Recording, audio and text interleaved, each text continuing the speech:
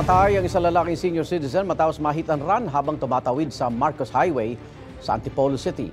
Mula sa Antipolo City, may unang balita live si EJ Gomez. EJ. Igan, nagluluksa ngayon ang pamilya ng 69 anyos na lalaki matapos mabiktima ng hit and run habang tumatawid dito sa Marcos Highway. Ang sospek na tumakas sumuko rin 5 araw matapos ang insidente. Tumilapon sa kalsada ang 69 anyos na lalaki matapos ma-hit and run sa Marcos Highway sa Antipolo City. Ayon sa pulisya, tumatawid ang biktima sa kalsada nang mabundol siya ng sasakyan. Na-recover sa crime scene ang nakalas na side mirror ng pulang sasakyan na nakasagasa sa biktima.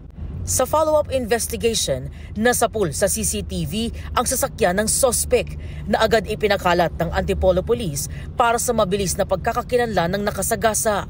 In less than 24 hours, nakatanggap po tayo ng impormasyon. Pinost nila doon mismo na sa isang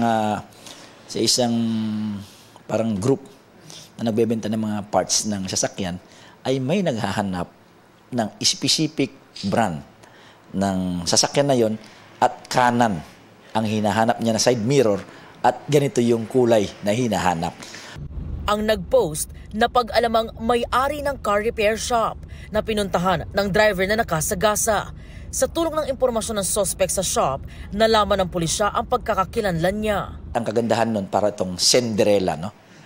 Dala namang investigator natin yung ng nawawalang side mirror at it perfectly fit doon sa sasakyan na suspected po natin. Paliwanag ng 47 anyos na driver, di niya inakalang tao pala ang kanyang nasagasaan. Hindi ko nilpansin siya. Oo, tapos? Eh, madilim kasi yung pasada kasi. Hindi niyo po naramdaman na may kumalabog sa sasakyan po ninyo? Naramdaman nung ang kalabog, pero hindi ko rin napansin na tao pala yung nasagasaan ko. Sabi pa niya, natuklasan lang niya online na plaka at sasakyan niya ang itinuturong nakasagasa sa biktima, kaya sumuko siya sa mga otoridad. Ang biktimang si Oscar Carmona, tumagal pa raw ng 1 araw sa ospital at binawian ng buhay kalaunan. Sobrang sakit po eh. Parang nag-iwan lang siya ng hayop sa daan. Hindi man lang niya tinulungan yung tatay namin para madala po siya sa hospital nung araw na yon. Panagutan niya yung dapat niyang panagutan sa tatay namin. Gusto lang po namin talaga hustisya para sa ginawa niya sa tatay ko. Sana maawa sila sa akin na tawarin nila ako. Nagsisisi po. Dahil sa nagawa ko ng pagtakas, dapat tinulungan ko yung tanda. Sasampahan po natin siya ng reckless imprudence resulting to homicide dahil sa pagkakamatay ng ating biktima.